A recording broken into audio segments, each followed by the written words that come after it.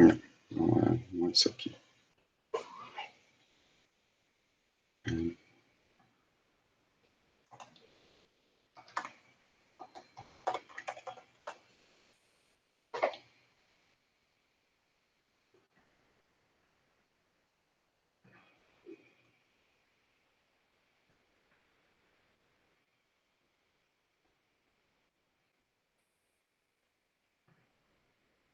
Menino, qual é esse aqui mesmo?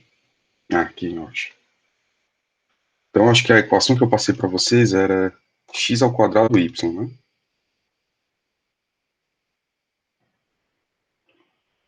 Ok, então, bom, por essas soluções aqui, x ao quadrado mais y, né? Certo, vocês lembram qual é o ponto da solução que eu dei para vocês? Deixa eu abrir meu Gmail.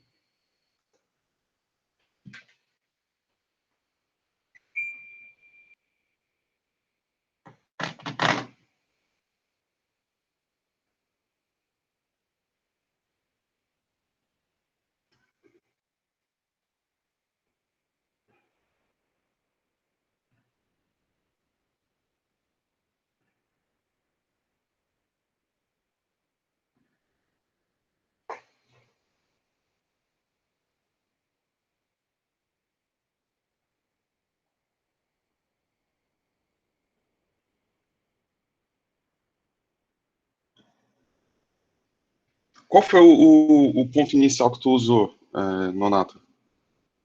0 e 2. X igual a 0 e y igual a 2. Y igual a 2, né? X igual a 0, y igual a 2. A desse ponto, né? Mas assim, os valores, como ele tem uma inclinação muito alta, pode ser normal realmente esses valores muito altos que você está observando, tá? Tá vendo que o formato do gráfico ele tem uma intensidade muito grande aqui para a subida?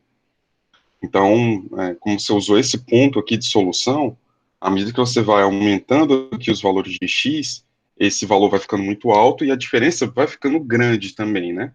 Então, por exemplo, se você tiver 1050 e tiver 1075 ou 1300 até, isso você tem um erro aí de 5%, que é mais ou menos o que a gente consegue encontrar dentro de uma solução numérica, num método tão simples quanto esse que a gente está usando, tá?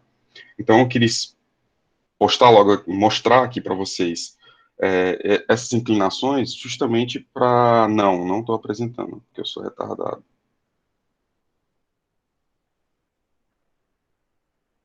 Estou morto de olhando aqui para esse gráfico e vocês nada de ver.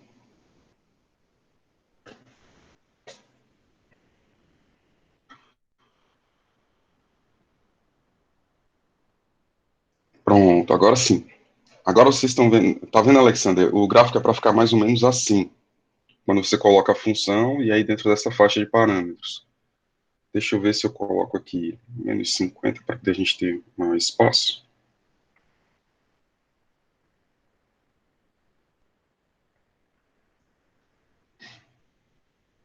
Não ficou legal, não. Tá.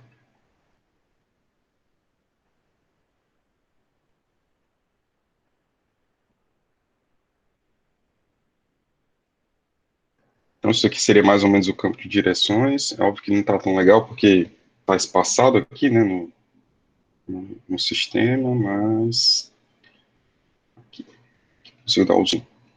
Só para você ter uma noção de que esses valores eles vão crescer muito rápido com essa solução dessa função. Então, observa aqui que ele vai crescer muito rápido aqui para cima. Tranquilo? Bom, esse é mais ou menos o formato das curvas. Se você tiver uma solução mais para cá, ela vai ficando mais complicada, né? O formato da equação. E ela não tem uma solução de equilíbrio, né? Na verdade, ela é meio que assintótica. Assintótico é esse comportamento dela subir para tangenciar um determinado valor, ok? Entendido aí, mais ou menos, gente?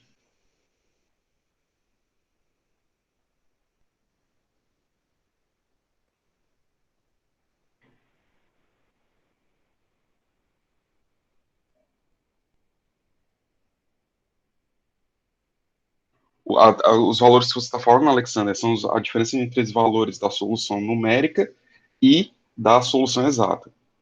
Essas diferenças ficaram altas também, né?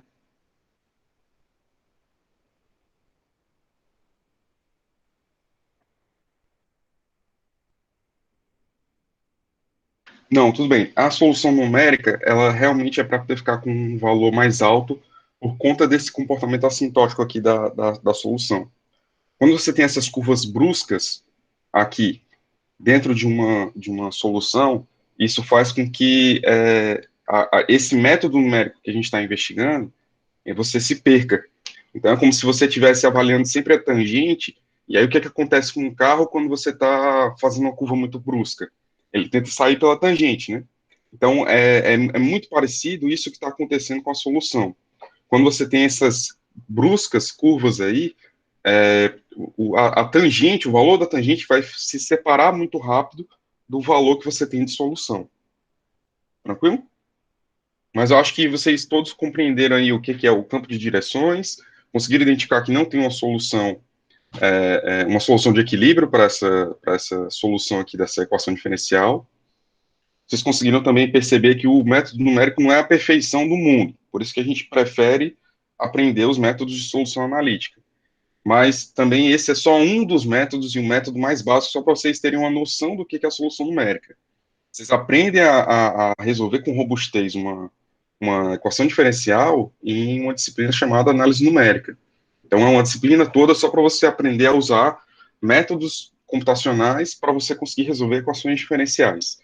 E essa disciplina talvez seja mais importante em engenharias, que você precisa fazer projetos de sistemas físicos. Então, em qualquer projeto que você dependa de uma solução, de uma equação diferencial, aí você vai utilizar um método numérico para essa resolução. Tranquilo?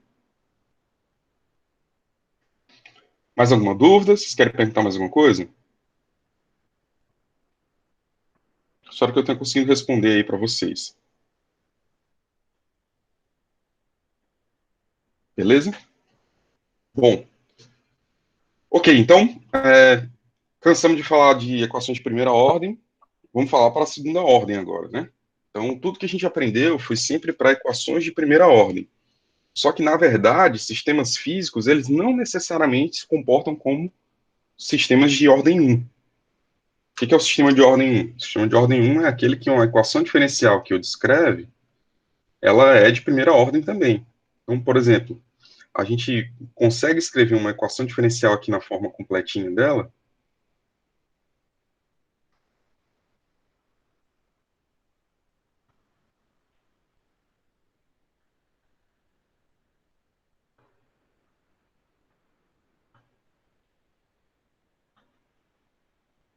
Isso daqui é uma equação diferencial de ordem 1. Sempre que você tiver uma equação desse tipo, você já tem as estratégias aí de como resolver. Só que, na verdade, sistemas físicos, eles também podem ter ordem 2. Então, seria uma segunda dependência das taxas de variação.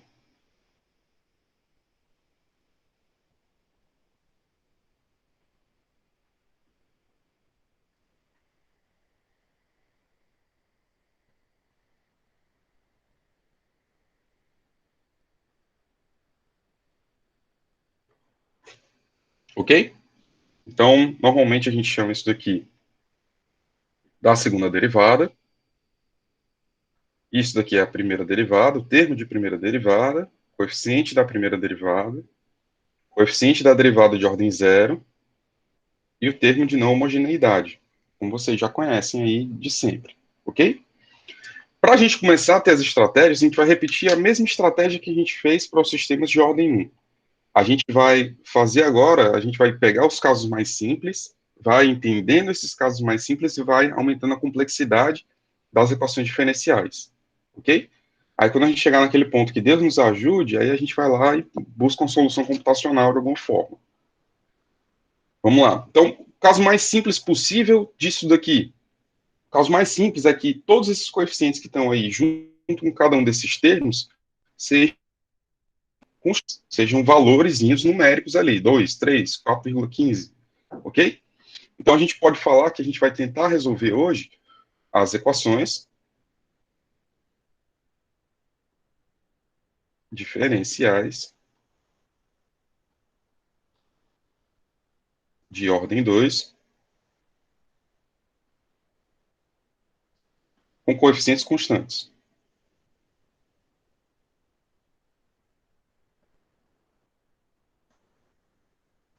Tranquilo? Bom, então, equações diferenciais de ordem 2 com coeficientes constantes. O que isso quer dizer? Isso quer dizer que eu vou tentar resolver a equação desse tipo aqui, ó. A, A y2 mais BY1 mais CY, que vai ter que ser igual a zero. Outra observação, a gente vai resolver hoje coeficientes constantes e homogêneo.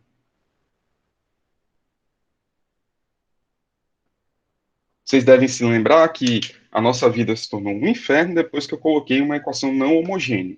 Por quê? As homogêneas a gente conseguia fazer ou por separação de variáveis, ou a gente conseguia fazer por equações exatas. Métodos mais simples ali que a gente entendia mais facilmente. Depois que as equações se tornaram não homogêneas, a gente teve que começar a fazer o uso de fator integrante e caiu em várias equações específicas. Então, a partir de hoje, a gente vai começar a trabalhar somente com coeficientes constantes e homogêneos.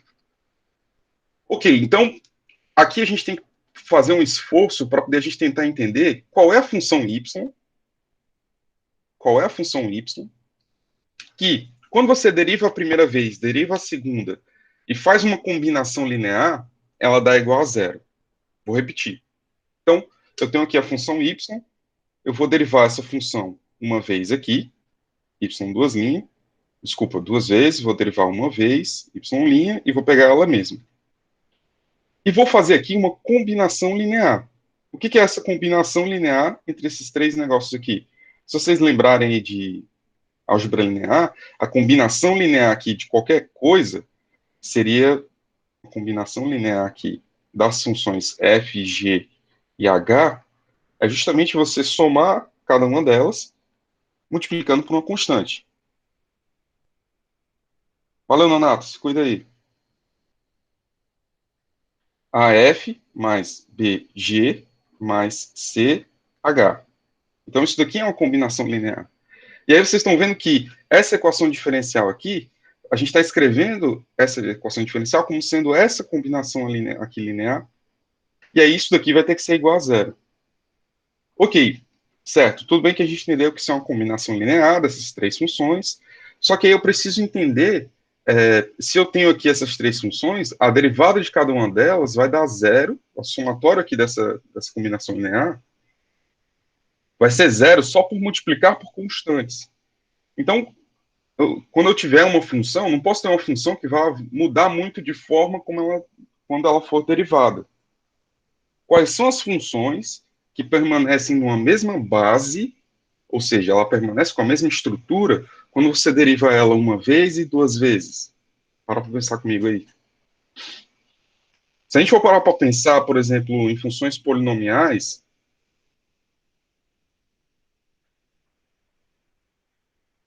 o que é uma função polinomial? É uma função do tipo x ao quadrado mais x mais 1, por exemplo. Isso aqui é um polinômio. Quando você deriva esse polinômio, ele muda bastante de forma. Por que ele mudou bastante de forma? Ele mudou de ordem aqui. Então, quando você faz uma combinação linear, você nunca vai conseguir anular o termo de x ao quadrado. A gente tem funções trigonométricas, como, por exemplo, funções de seno e cosseno. E aí o problema do seno e cosseno é que quando você deriva o seno, ele vai virar o cosseno, e quando você deriva o cosseno, ele vira o seno de volta. Então, a trigonométrica é quase lá o que a gente precisa, mas ela alterna muito de forma. Então, uma outra função aqui que eu preciso lembrar para vocês, o tipo dela, seria a função exponencial, né? E aí as funções exponencial é uma função engraçadinha. Por quê? Se você tem aqui exponencial de RT, por exemplo, se você derivar a primeira vez, então isso aqui é o processo de derivação, tá? Isso aqui vai ser R e elevado a RT. E se você derivar a segunda vez, você vai ter R ao quadrado e elevado a RT.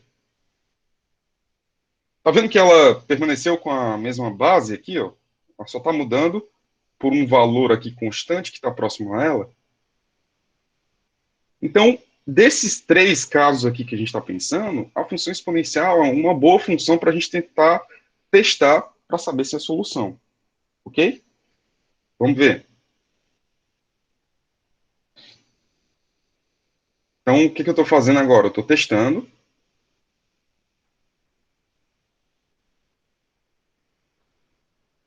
uma solução do tipo E elevado a RT. Então, quando eu coloco y1 aqui, é porque não é a solução geral, é uma solução particular desse sistema, que eu estou testando para saber o que vai dar. Então, se eu estou testando isso aqui como solução, eu tenho essa equação diferencial aqui,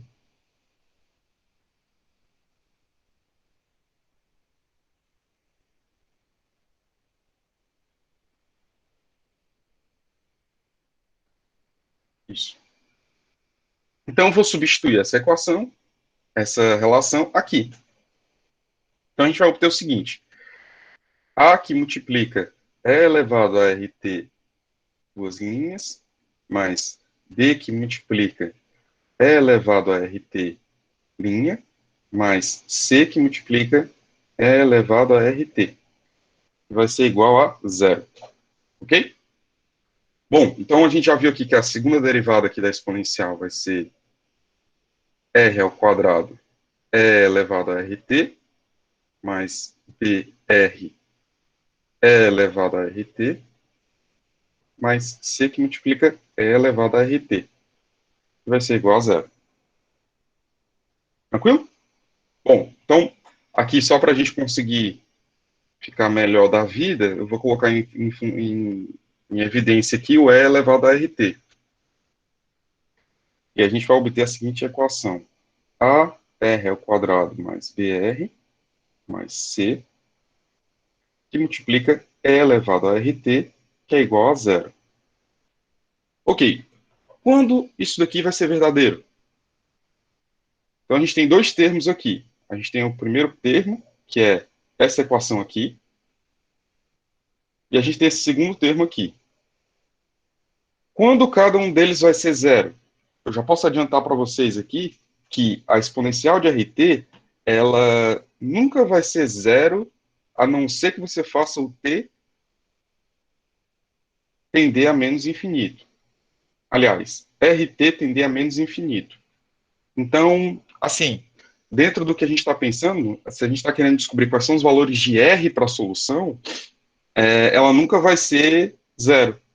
Tudo bem? Porque só quem vai variar para menos infinito é o t. Se a gente está querendo descobrir qual é o R dessa solução, lembra que eu supus que y1 era igual a E elevado a RT? Então, da onde é que está saindo esse R aqui? É para a gente justamente descobrir quem é a solução desse caso. Então, a exponencial ela nunca vai ser zero. Se a gente colocar aqui, deixa eu ver se o GeoAlgebra está aberto aqui. Tá.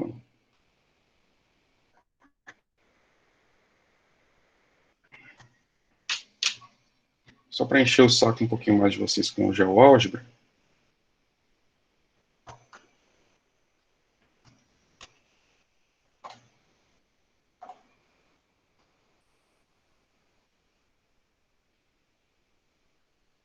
Então aqui tem que ser LN para poder dar o que a gente precisa.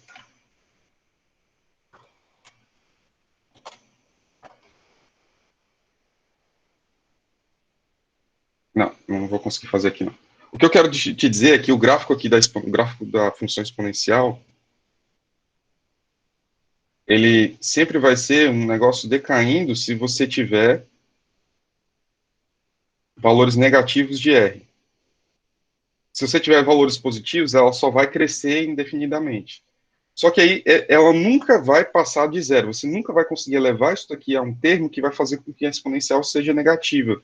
O menor valor dela vai ser zero quando você tiver esse produto aqui tendendo a menos infinito. Tudo bem?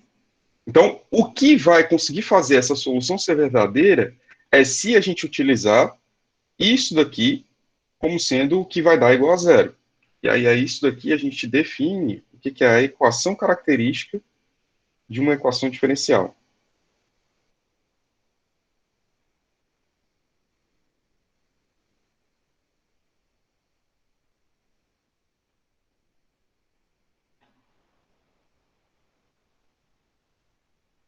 Isso aqui é a equação característica da EDO.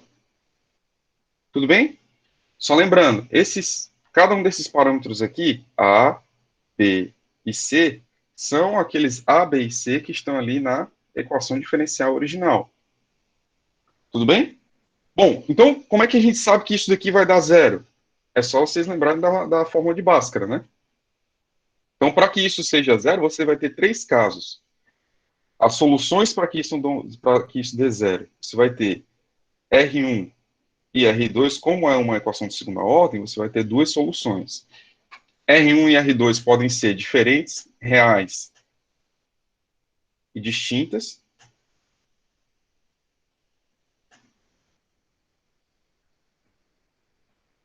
R1 e R2 podem ser reais e iguais. E R1 e R2 podem ser um par conjugado complexo.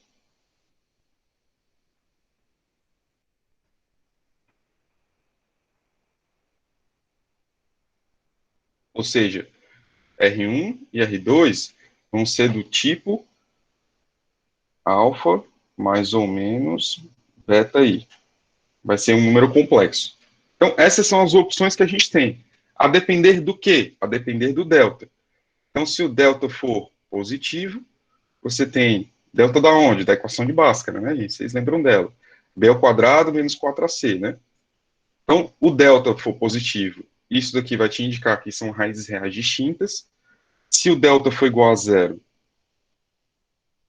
isso aqui vai te indicar que são raízes reais iguais.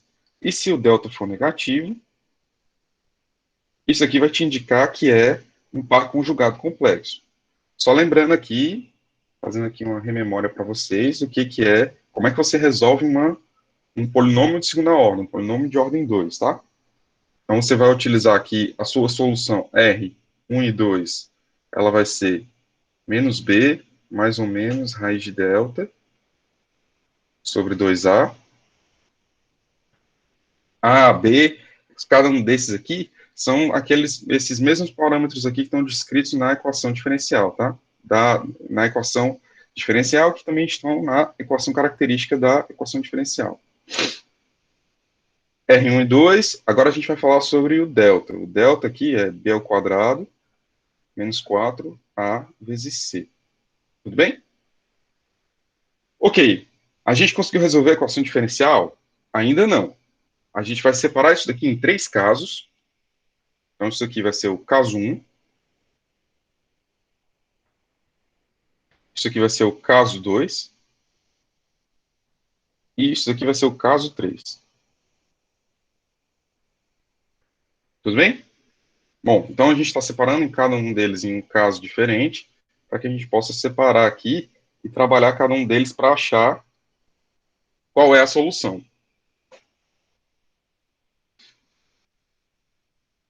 Caso 1.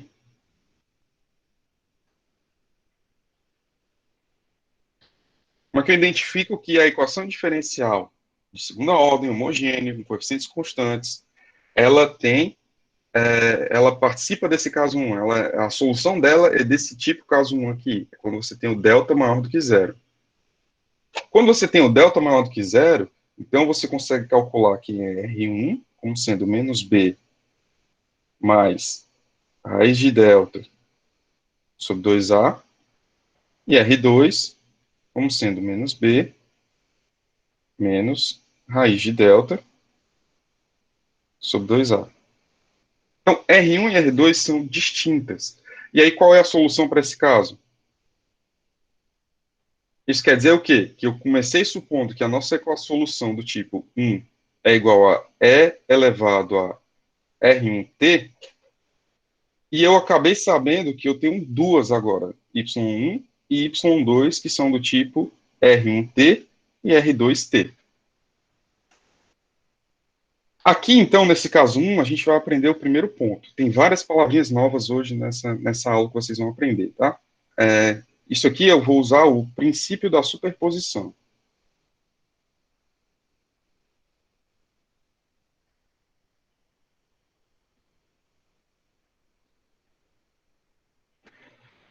que é esse princípio da sobreposição, da superposição? É quando você pode dizer que se você conhece duas equações, duas soluções distintas para aquela equação diferencial, isso quer dizer que a sua solução final, o que interessa mesmo para você, na verdade vai ser uma combinação linear dessas duas soluções.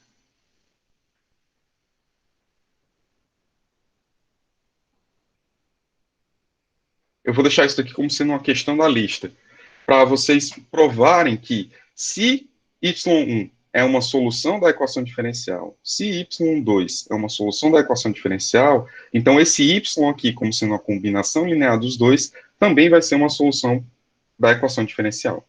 Ok? Então, o caso 1 é o caso mais tranquilo que tem, porque a gente utiliza o princípio da superposição e a gente consegue achar quem é a solução diretamente. Então, quando você estivesse resolvendo as suas questões aí de teste, basta você identificar qual é o caso, achar quais são as raízes do polinômio característico, e aí você já pode escrever a equação do tipo C1 é elevado a R1t, mais C2 é elevado a R2t.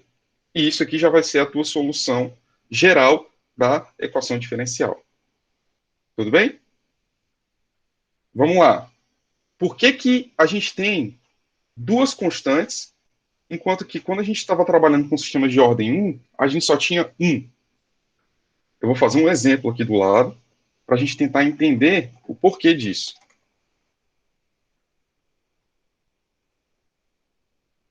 Então, eu vou pegar o caso mais simples de uma equação diferencial de segunda ordem. O caso mais simples possível é se você, por exemplo, tiver d2x, dt2 igual a zero. Tudo bem? Essa equação está virando um megazord, tá assim. Tá, ela principalmente tem três casos de decisão, né? Dependendo do delta, qual caso você vai, e aí você vai lá e acha a resposta. Na verdade, no caso 1, você tem um jeitinho mais simples, né? Porque é uma linha que você precisa para resolver essa equação. Você tem essa equação, você escreve esse polinômio, você resolve o delta, tem R1, R2 e já escreve a solução. Morreu.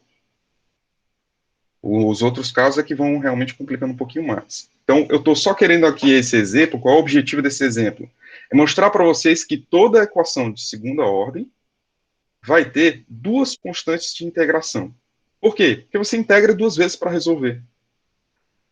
Por exemplo, aqui eu vou integrar. Então, eu vou passar aqui para o outro lado, eu vou ter o quê? Quando a gente passa o dt2 lá para o outro lado, vai ficar zero, então você vai integrar duas vezes aqui o dx2. Ou, para você fazer isso de uma forma decente, né, é você aqui colocar ddt e t, que vai ser igual a zero. Eu vou chamar dx dt de v, e aí a gente vai ter ddt de v, que vai ser igual a zero. Ou seja, a gente vai ter v igual à nossa primeira constante de integração. Todo mundo entende isso? Passei dt lá para o outro lado, ele vai ficar zero, então eu tenho integral de d de v. A integral de d de v vai ser o próprio v mais a constante de integração. Aqui. Só que aí a gente contra-substitui, e aí a gente vai ter dx dt, que vai ser igual a C1. Então a gente já vai ter aqui que x vai ser igual a C1t mais C2. Então vocês estão vendo que eu tenho uma equação de segunda ordem, uma equação de segunda ordem aqui. Essa equação é a equação mais fácil que você vai ter para resolver, porque ela não está na forma completa. E aí você integrou duas vezes e gerou duas constantes de integração. Tudo bem? Então, é só para vocês entenderem isso, que todas essas soluções elas vão ter duas constantes de integração. Tranquilo? Ok, então tranquilo, não tá não, mas a gente vai se entendendo, né? Vamos tentar ver aqui se eu tenho um exemplo direto aqui do primeiro caso. Eu acho que eu só tenho um exemplo do caso 2. Eu só tenho exemplo do caso 2. Então, vamos encarar logo o caso 2, que é a melhor coisa que a gente faz. Eu ainda estou sendo otimista, tá? Vamos junto que vai dar certo. Ó, então, vamos falar agora sobre o caso 2. E aí a gente encerra a aula de hoje falando sobre o caso 2, que já vai ser trauma suficiente aí para vocês. Tipo, assim, na próxima aula a gente trata do caso 1, do caso 3, aliás, né? Qual é o caso 2? O caso 2 é o caso em que o delta ele é igual a zero. Delta da onde, professor? Delta da equação característica. A equação característica é aquela A, R ao quadrado, mais BR, mais C, que é igual a zero. Esse A, B e C vieram da equação diferencial.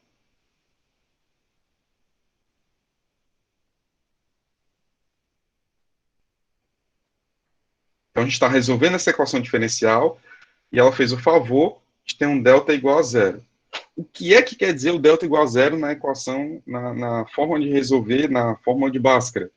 Você tem R1 e R2, que são iguais a menos B, mais ou menos a raiz de delta, sobre 2A. Se isso daqui é zero, você vai ter que R1 vai ser igual a R2, que vai ser igual a menos B sobre 2A. Qual é o problema disso? Vocês lembram que a gente fez uma combinação linear, no caso anterior? A gente tem uma combinação linear, a solução geral da equação é uma combinação linear do tipo C1, Y1 mais C2, Y2. Ela vai fornecer as nossas duas constantes de integração para que a gente possa ter o que a gente chama de solução geral. Tranquilo? A gente já achou uma solução. Só que no método da gente, a gente achou esses dois valores confirmando que eles são, na verdade, só uma solução. Então a gente precisa de algum método para poder conseguir achar a segunda solução. E aí aqui a gente tem um método mágico para isso, que é chamado de método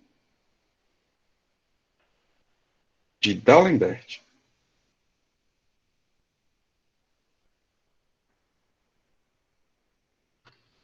Então tem dois princípios, métodos que a gente está vendo na aula de hoje, junto com as equações de segunda ordem. O primeiro é o princípio da superposição, que é o princípio pelo qual a gente escreve a solução geral dessa forma. Vocês vão demonstrar que, na lista de exercícios para a próxima segunda-feira, que esse método ele é real. Se você fizer uma combinação linear de duas soluções distintas, você vai obter uma solução geral. Então, isso é a primeira questão da lista que eu vou mandar para vocês hoje. O segundo ponto é o método de D'Alembert. O que diz o método de D'Alembert? O método de D'Alembert está te falando que se você sabe uma solução, deixa eu escrever isso aqui bem escritinho para vocês entenderem bem. Se é conhecida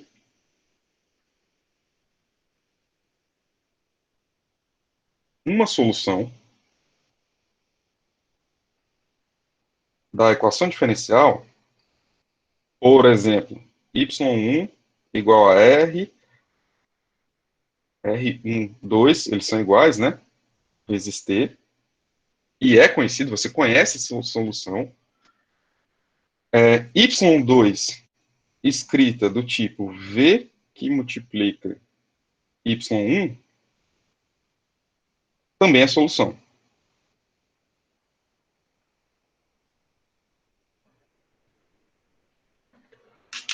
Como é que é, professor? O cara só multiplicou por V e disse que achou outra solução. Exatamente. Então, ele conseguiu variar a solução, mas baseada ainda em Y1, de forma que ele consegue achar uma outra solução que é diferente daquela primeira, que é linearmente independente daquela primeira. A gente vai ver bem direitinho o que é esse negócio de linearmente independente mais na frente. Mas, por agora, você só precisa entender que o D'Alembert foi esperto o suficiente para entender que, multiplicando por V, você acha uma outra solução. Qual é o problema agora? É você achar quem é o V, né? Porque ele tirou essa do bolso, ele imaginou esse V aí e botou no meio para multiplicar pelo Y1 e está dizendo que é a solução. E agora ele te criou o problema e você precisa achar esse V. V não é um número? Não. V é uma função. V é uma função que depende da sua variável independente. Tudo bem? V não é um númerozinho.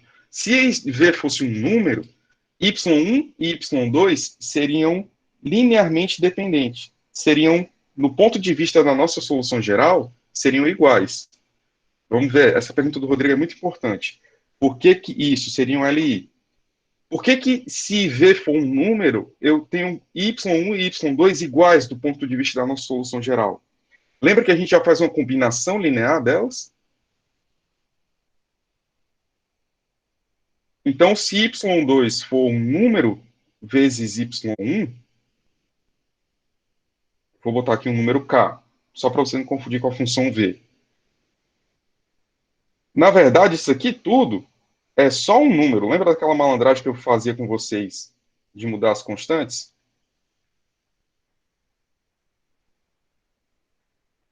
Então, você continua só com uma função e isso daqui continua sendo uma constante. Então, se y1 e y2 não forem linearmente independentes, então não está valendo. E é por isso que o método de D'Alembert é importante. Deixa eu ver a tua pergunta, Wilson. Tem alguma questão para aplicar esses conceitos, professor, para ser mais fácil entender esse conceito de segunda ordem? Sim, tem sim. Só que o exemplo que eu tenho aqui, deixa eu ver, vamos tentar classificar. Vamos parar aqui para fazer esse exemplo, tá, Wilson? Então, deixa eu ver aqui. Exemplo. Eu tenho a segunda equação diferencial. 2y2 mais 3y1 mais 1y, que vai ter que ser igual a zero. Um exemplo de um fenômeno físico que é regido por uma equação diferencial de segunda ordem. É um sistema massa-mola. Então, quando você tem aqui um sistema aqui em repouso, que você tem uma mola aqui ligada com um bloco, então, e aí aqui o bloco tem atrito, e a mola aqui ela tem uma determinada constante. Se você puxar esse bloquinho aqui para a direita e soltar, o comportamento da posição do bloco em função do tempo vai ser descrito por uma equação de segunda ordem. Um exemplo um pouco mais prático ainda disso é, por exemplo, um amortecedor de carro. Então, um amortecedor de carro, ele vai ter mais ou menos assim, uma parte dele, a suspensão do carro, aliás, né? Vai ter uma parte dela que vai estar ligada a uma mola e a outra parte vai estar ligada ao amortecedor. Qual é a função da mola? É você conferir um movimento de suavizar o amortecimento do carro. Então, à medida que o carro vai passando aqui, isso aqui está conectado numa roda. Então, à medida que você passa pelos obstáculos, isso aqui vai dar um movimento que é muito parecido com essa de você puxar o bloco. Então, você vai jogar isso aqui para cima, essa pancada para não ser uma pancada direta, e o amortecedor, um conjunto, né, uma mola e um amortecedor.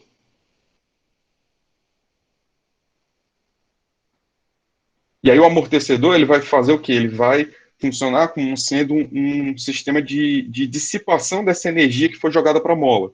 Ao invés da mola ficar brincando de subir e descer, o que você vai ter, na verdade, é um amortecedor reduzindo essa velocidade com que a mola está funcionando.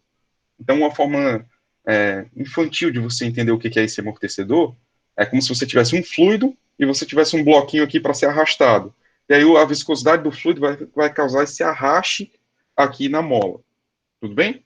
E aí tem vários tipos de amortecedores, né? Amortecedor pneumático, hidráulico, amortecedor magnético, em que esse dumping feito aqui, esse amortecimento que tem no movimento é feito com um sistema magnético e aí vai. Aqui são exemplos de sistemas físicos para isso, para a gente parar de pensar em X e Y, tá, Wilson? E aqui é um exemplo de como é que você vai aplicar esse método. A gente só vai conseguir aplicar a metade, porque a gente não viu os outros casos direito ainda. E eu nem terminei de falar do método de D'Alembert. Mas só para poder te dar esse exemplo logo, aqui a gente vai precisar fazer o quê? Qual é o primeiro passo para poder você conseguir resolver uma equação de segunda ordem? É você achar a equação característica. Quem é a equação característica desse sistema? É quando você substitui y igual a e elevado a rt. Professor, vou precisar fazer essa substituição toda vez? Não, não precisa. Se você já é consciente de que a equação característica vem de você fazer essa substituição e achar esse polinômio aqui, ó, 2r ao quadrado mais 3r mais 1. E isso daqui vai ter que ser igual a zero. Você só escreve isso e já está ok. Então, essa é a equação característica. Como é que a gente consegue resolver a equação característica? A gente resolve a equação característica através do delta, começando identificando pelo delta. B ao quadrado menos 4ac.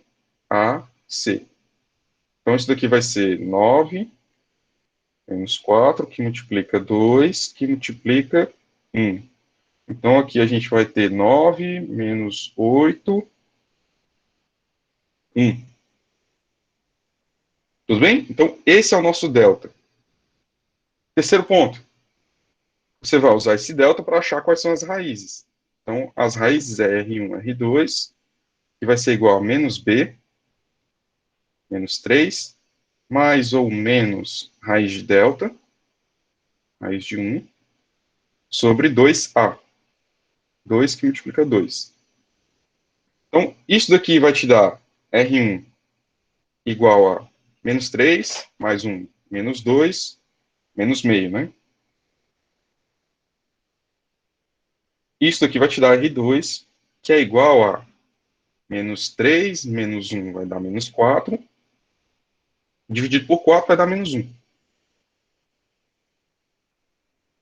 Tudo bem? Então você achou esses dois R's. Próximo passo, é só você substituir na sua solução geral. Você sabe que a sua solução geral é do tipo, porque é do primeiro caso, isso aqui está te falando que é do primeiro caso, caso 1. Você sabe que no caso 1, você vai ter y igual a C1 que multiplica y1, desculpa,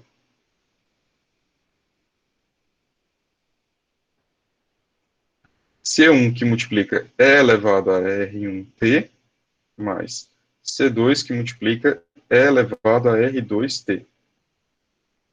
Então, a sua solução final, sua solução geral aqui dessa equação de segunda ordem vai ser C1 que multiplica E elevado a menos meio de t, mais C2 que multiplica E elevado a menos t. Essa é a sua solução geral.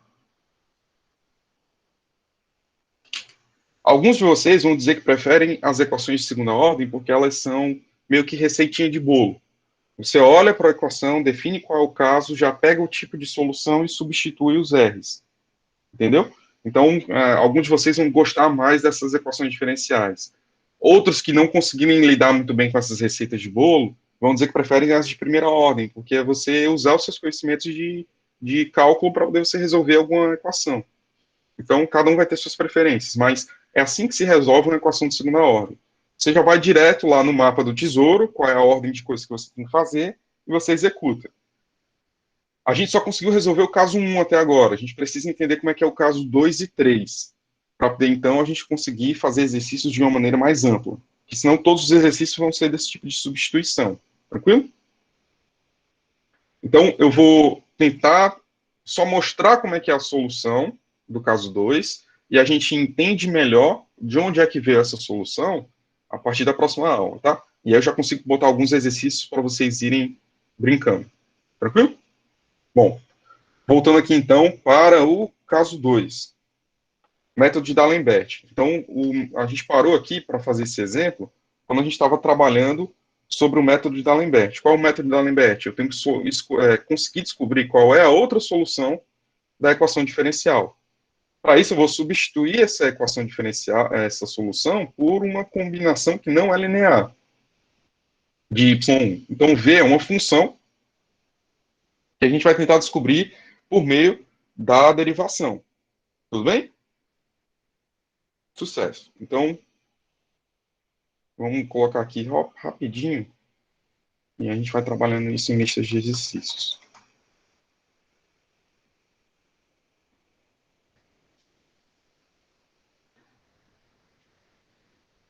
Então, aqui no método de D'Alembert.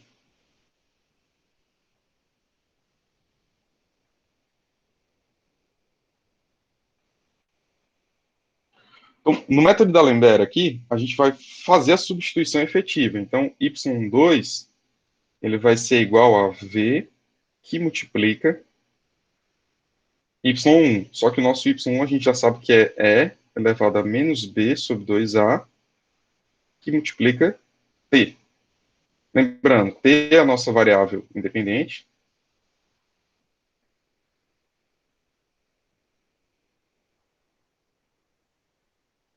Menos b sobre 2a é o nosso r para quando o delta for igual a zero. Tudo bem? V é a variável auxiliar de D'Alembert. Então, isso aqui é culpa do D'Alembert. Tudo bem? E o nosso objetivo aqui é descobrir quem é esse diabo desse V. O que a gente vai fazer? A gente vai substituir na equação diferencial, como a gente já tinha conhecido. Então, para isso, vamos ver quem é a primeira derivada desse negócio.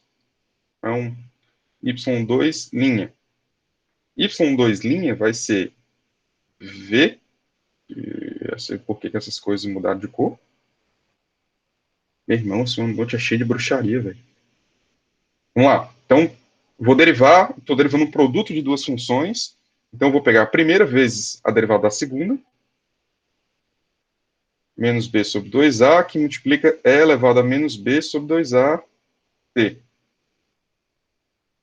Mais a derivada da segunda, né? E aí, a derivada da segunda vai ser v', que multiplica e elevado a menos b sobre 2a t. Tudo bem?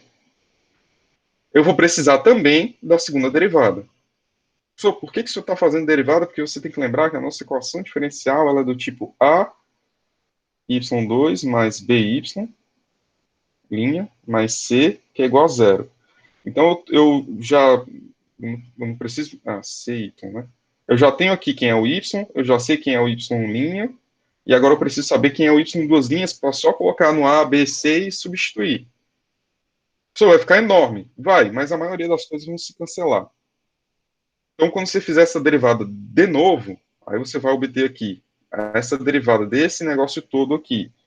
Você vai obter d', derivada do primeiro, vezes o segundo,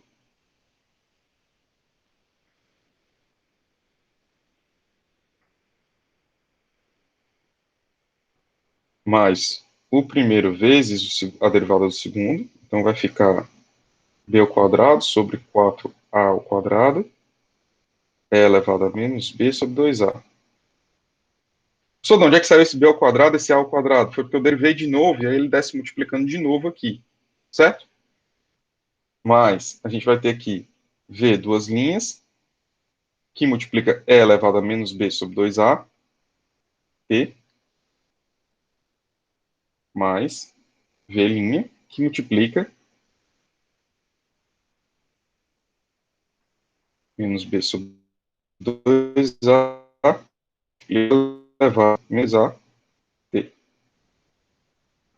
Ave Maria. Vamos lá, calma. O que a gente vai fazer agora? A gente vai colocar a, que multiplica y2, b, que multiplica y1, e c, que multiplica y2. Antes de passar a régua aqui e somar todo mundo, a gente vai ter que esse lado esquerdo da equação vai ser igual a zero, porque é a nossa equação diferencial. Então, a gente vai ter a soma disso tudo aqui, que multiplica a soma disso tudo aqui, que multiplica b, e a soma disso tudo aqui em cima, que multiplica c. Quando você somar, e eu vou poupar vocês desses esforços, a gente vai conseguir chegar numa equação assim.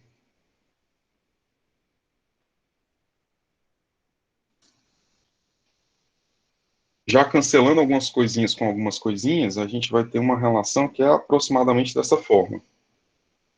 A, V duas linhas, menos B, que multiplica V', mais B ao quadrado sobre 4A, que multiplica V, mais BV', menos B ao quadrado, 4AC, que multiplica V, mais C, que multiplica V, que vai ser igual a 0. Ok, então o que a gente pode ver aqui? Que se a gente colocar aqui algumas coisas em evidência, a gente vai conseguir ir cancelando outras até a gente chegar em algum resultado que seja interessante. Então, vamos tentar colocar aqui em evidência todo mundo que seja V, para ver o que dá. Então, a gente tem V aqui, a gente tem V aqui, e a gente tem V aqui também. A gente tem todo mundo que for B'. Todo mundo que for V', a gente tem aqui V', V', e a gente tem aqui também, vou mostrar essa cor aqui.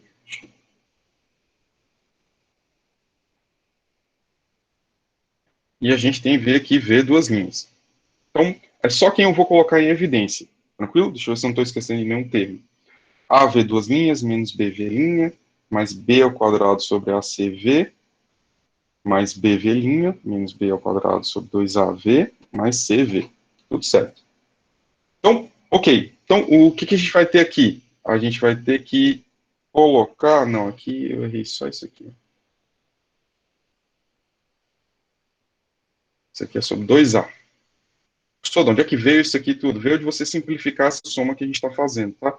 Como tem muitos termos, eu estou colocando já aqui essas partes finais. Então, aqui a gente vai ver que isso aqui vai se cancelar com isso daqui. E a gente vai colocar em evidência por causa desses exponentes aqui. A gente não vai poder cancelar um com o outro ainda. Mas o que a gente vai conseguir escrever é que a gente vai ter o seguinte. A, V duas linhas, que não se misturou com ninguém, mais B ao quadrado sobre 4A, menos B ao quadrado sobre 2A, mais C, que multiplica V, que é igual a zero. Isso daqui vai ficar AV duas linhas, mais isso aqui é a metade disso daqui, né? Então, a gente vai ter C menos B ao quadrado sobre 4A, que multiplica V, que é igual a zero. Bom, e aí só lembrando, se a gente tem aqui que delta é igual a zero, a gente partiu desse pressuposto, a gente sabe que o delta também é B ao quadrado menos 4A, que multiplica C. Então, a gente vai ter que C aqui vai ser igual a V ao quadrado sobre 4A. Então, se isso daqui é verdade, quanto é que dá isso daqui? Isso aqui vai dar zero, né? Tá vendo que é só matemática bruta? Vocês vão reproduzir isso na lista. Então, a gente vai chegar na conclusão que A, V duas linhas é igual ao quadrado, e como A é diferente de zero, a gente vai saber que V duas linhas é igual a zero. Olha aí. Então, só para vocês saberem como o professor de vocês é malandro, como eu sabia que eu ia cair nessa equação diferencial segunda ordem igual a zero, eu já resolvi com vocês ela anteriormente. Eu resolvi aqui na aula a equação diferencial e você está vendo que ela vai ser do tipo A, B mais B.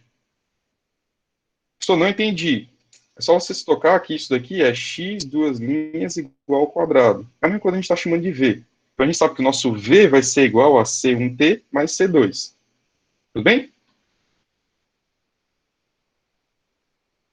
Então, voltando aqui. A gente vai ter o nosso V. A solução para esse V aqui vai ser V, que é igual a T mais B. Acabou? Ainda não.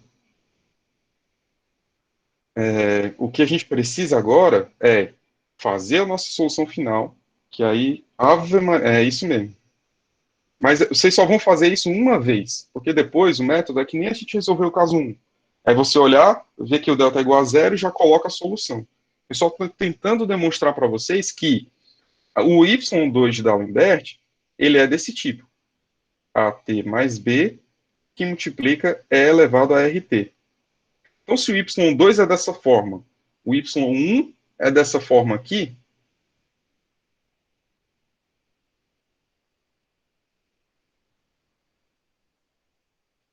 Então, o nosso y geral, que é o que interessa para a gente, vai ser do tipo C1, que multiplica AT mais B, E elevado a RT, mais C2, que multiplica E elevado a RT.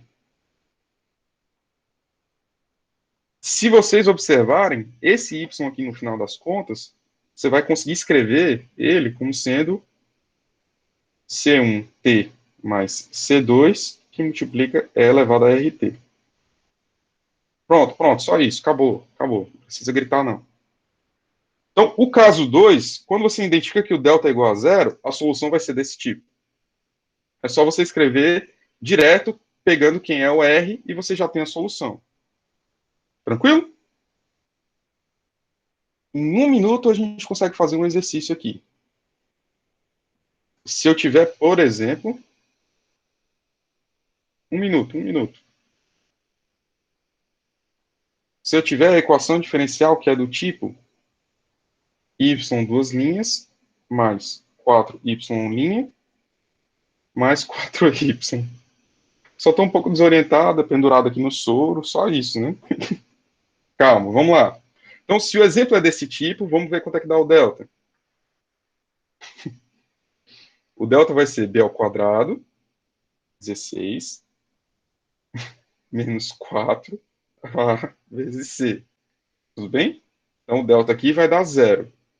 Se o delta der igual a zero, então o que a gente precisa saber do nosso R? Nosso R vai ser menos b sobre 2a. Então, nosso R aqui vai ser menos 4 sobre 2, menos 2. Qual é a solução final da equação? Y, que é igual a C1T mais C2, que multiplica E elevado a menos 2T. Tá vendo que o sofrimento, tá vendo que o sofrimento vale a pena? Vocês sofreram para entender que essa aqui é a solução, essa aqui é a solução. A gente sofreu uma vez, pronto, e agora é só dia de glória, porque você descobriu que o delta é igual a zero, você descobriu qual é o R, é só substituir na forma da solução. Tranquilo? Vocês têm alguma dúvida? Vocês vão conseguir exercitar isso agora na lista que eu vou passar para vocês agora de imediato, tá? Então, fiquem tranquilos, façam seguros de vida do Nubank, mas lembre que tem carência de 2 anos, tá? Então, você não pode fazer nada, tá? Vamos lá, gente. Então, qualquer coisa, você me avisa. Tamo junto aí, viu? Vocês têm alguma pergunta para poder fazer sobre esses dois casos até agora? Quer tirar alguma dúvida?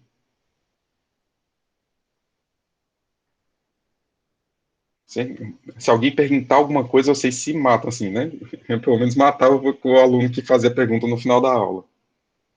Valeu, gente. A gente vai se falando, viu? Até mais. Beleza. Vamos tirar as dúvidas aí. Valeu, gente. Até mais.